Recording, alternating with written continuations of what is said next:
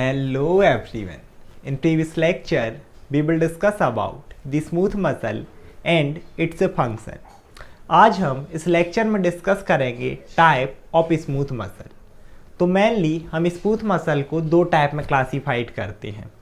एक है हमारी सिंगल यूनिट स्मूथ मसल और दूसरी है मल्टी यूनिट स्मूथ मसल।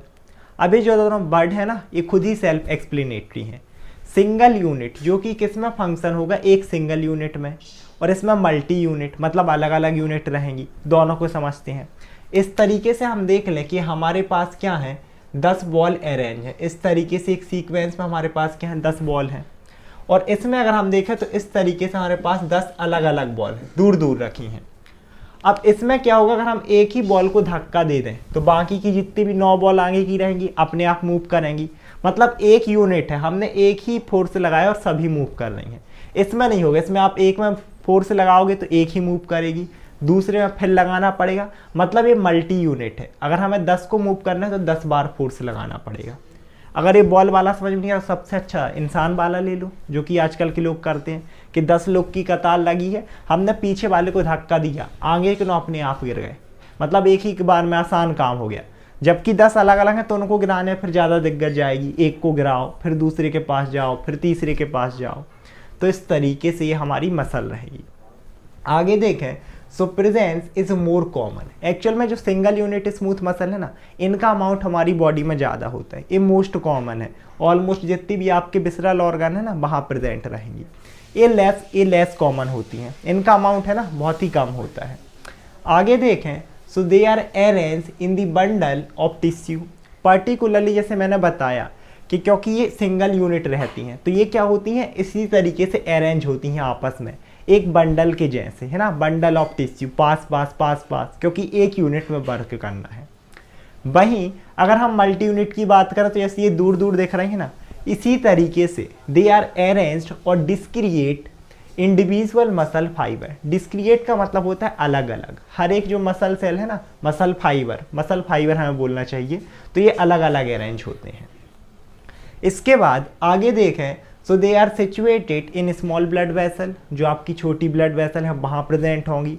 इसके साथ साथ जो आपके हॉलो ऑर्गन है ना, उनकी बॉल, विसरल ऑर्गन, आपका स्टमक है। इसके साथ साथ और हम देखें तो जो GI tract, not only stomach, अगर जीआई ट्रैक्ट में हम देखें तो इंटेस्टाइन भी आ जाएंगी। इसके बाद अगर हम रेस्पिरेटरी ट्रैक्ट की बात करें तो वहाँ पर ही प्रेजेंट होंगी। साथ ही साथ इसके साथ और देखें तो आपका यूराइनरी ट्रैक्ट है ना। इसके अलावा हम देखें तो आपका रिप्रोडक्टिव सिस्टम है, यूराइनरी सिस्टम है। इन सभी में जैसे कि मैंने बताया ना कि ऑलमोस्ट जितने भी विसरल ऑर्गन हैं वहाँ पर ही हमारी प्रेजेंट होती हैं, क्योंकि ये बहुत ही मोर कॉमन है हमारी बॉडी में। वहीं पर अगर हम किसकी बात करें, मल्टी यूनिट की, तो ये बहुत ही लेस कॉमन है। तो ये कुछ स्पेसिफिक जगह में ही प्रेजेंट होती हैं। पर्टिकुलरली अगर हम बात करें तो जो हमारी आईज हैं, यहाँ पर हमारी सिलियरी मसल होती हैं। वैसे जब आई एन आठवीं पढ़ेंगे ना तब इसे डिटेल में पढ़ेंगे। आपकी सिलियरी मसल है। इसके अलावा आइरिस है। आइज में ही अगर हम बात करें, ये क्या होती है, मल्टी यूनिट। मतलब इसके लिए पर्टिकुलरली एक अगर मूवमेंट करेगी तो एक ही मसल का कॉन्ट्रैक्शन होगा, आप बोल सकते हो, है ना। जैसे यहाँ पर एक बॉल मूव कर रही थी, सेम एस यहाँ पर एक ही मसल का कॉन्ट्रैक्शन होगा, एक ही मसल फाइबर का।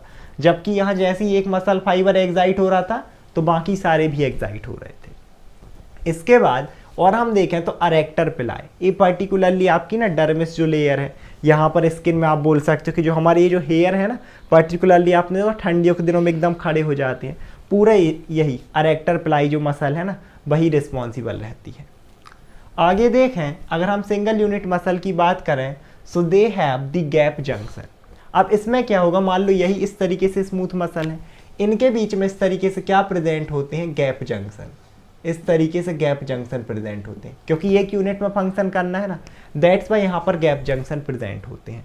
तो ये क्या करती हैं, एक तो इसमें क्या होगा, जैसे ही हमने मान लो यहाँ से कोई भी इन्फॉर्मेशन दी है ना इसमें, तो ये पूरी इन्फॉर्मेशन जल्दी से एक से बाकियों में फैल जाएगी। इसके अलावा अगर हम यहाँ की बात करें मल्टी यूनिट की, तो इनमें कोई भी गैप जंक्शन प्रेजेंट नहीं होता। ये सब दूर दूर ही रहती हैं। इनमें हमें मल्टी यूनिट में ही फंक्शन करना पड़ेगा। आगे देखें, हमारा नेक्स्ट डिफरेंस, या फिर इसको हम डिफरेंस में ही देख रहे हैं, self excitable pacemaker cells are present. इन सिंगल यूनिट में क्या होता है कि सेल्फ एक्साइटेबल, सेल्फ मतलब खुद, और एक्साइटेबल, एक्साइटेबिलिटी क्या थी, रिस्पॉन्स टू स्टिमुलस, एक्साइट होना आप बोल सकते हो, या कॉन्ट्रैक्ट होना, स्टिमुलेट होना। तो इनमें खुद ही ऐसी सेल होती हैं जो इन्हें एक्साइट कर देती हैं, पेस मेकर सेल। वैसे पेस मेकर हम कार्डियोवैस्कुलर सिस्टम बहुत डिटेल में पढ़ेंगे क्या होता है। तो ये इनमें क्या है, क्योंकि सेल्फ एक्साइटेबल सेल है तो ये खुद ही एक्साइट हो जाती हैं, इन्हें किसी भी नर्व इम्पल्स की ज़रूरत नहीं पड़ती। जैसे हमारा हार्ट है ना, उसकी कार्डियक मसल खुद से एक्साइट रहती हैं, तभी आप हार्ट कभी भी देखना मूवियों में बाहर दिखाते हैं तो वो तब भी पंप करता रहता है विदाउट नर्व सिग्नल, क्योंकि ये सेल्फ एक्साइटेबल होते हैं। वहीं अगर हम मल्टी यूनिट की बात करें so they are not excitable, ये पर्टिकुलरली सेल्फ एक्साइटेबल नहीं होते क्योंकि इनमें पेस मेकर सेल्स नहीं है, तो ये खुद से एक्साइट नहीं हो सकते। They can cause spontaneous contraction. Spontaneous का क्या मतलब होता है, स्वतः, मतलब खुद से हो, सेल्फ से हो, साथ ही साथ तेज हो, तो आप बोल सकते हो स्वतः तीव्र हिंदी में, है ना, कि एक तो खुद से और तेज है। कॉन्ट्रैक्शन मतलब जल्दी से खुद से ही कॉन्ट्रैक्शन कर सकती हैं, क्योंकि इनमें क्या था, पेस मेकर सेल, तो इसमें पेस मेकर सेल्स नहीं है तो ये स्पॉन्टेनियस कॉन्ट्रैक्शन नहीं कर सकते। पर्टिकुलरली इनमें तभी कॉन्ट्रैक्शन होगा जब नर्व इम्पल्स आएगी। तो नेक्स्ट डिफरेंस यही है अगर हम इन दोनों में देखें कि these are myogenic in nature, particularly इनमें जो कंट्रोल है ना वो मायोजेनिक है। मायोजेनिक कंट्रोल क्या कि खुद से, यहाँ पर खुद ही हमारी है ना सेल्फ एक्साइटेबल है, खुद से अपने आप को कॉन्ट्रैक्ट कर सकती हैं। वहीं अगर हम मल्टी यूनिट की बात करें तो खुद से नहीं कर सकती थी, ये रहती है न्यूरोजेनिक, मतलब जब आपकी नर्व इम्पल्स देगी ये तभी कॉन्ट्रैक्ट कर सकती हैं। जैसा कि हमने देखा था स्केलेटल मसल में, वो खुद से एक्साइट नहीं हो सकती थी, जब नर्व इम्पल्स दे रही थी तभी उनमें कॉन्ट्रैक्शन हो रहा था। सेम एस यहाँ पर रहता है। इसके बाद आगे देखें so action potential can be generated spontaneously, वही कॉन्ट्रैक्शन या एक्साइटेबिलिटी मतलब क्या, एक्शन पोटेंशियल, तभी तो मसल कॉन्ट्रैक्ट करती है। एक्टिव कंडीशन में आप बोल सकते हो कि मसल के अंदर बाहर का इलेक्ट्रिकल डिफरेंस, चार्जेस का डिफरेंस, है ना। स्पेसिफिकली अगर हम एक्शन पोटेंशियल बात करें तो अंदर पॉजिटिव है ना और बाहर नेगेटिविटी डेवलप होती है। तो इसमें क्या है, they can be generated spontaneously, क्योंकि सेल्फ एक्साइटेबल सेल है तो एकदम से जनरेट हो सकता है बहुत ही तेज़ गति से। जबकि अगर हम मल्टी यूनिट की बात करें so can not be generated spontaneously, इनमें एकदम से एक्शन पोटेंशियल जनरेट नहीं हो सकता, क्योंकि ये तभी जनरेट होगा जब आपकी नर्व इम्पल्स देगी। अब नर्व से इम्पल्स आ रही है, फिर इसको मिलेगी, फिर उसके ऊपर फंक्शन करेगी, तो इसमें काफ़ी ज़्यादा टाइम लग जाता है। That's why it can not generated spontaneously, एकदम से और खुद से जनरेट नहीं हो सकता। नर्व की ज़रूरत पड़ेगी, नर्व सिग्नल्स की, जिसमें आपको टाइम लगेगा। आज के लेक्चर में इतना ही। आई होप आप लोग वीडियो समझ में आई होगी। Thank you so much everyone.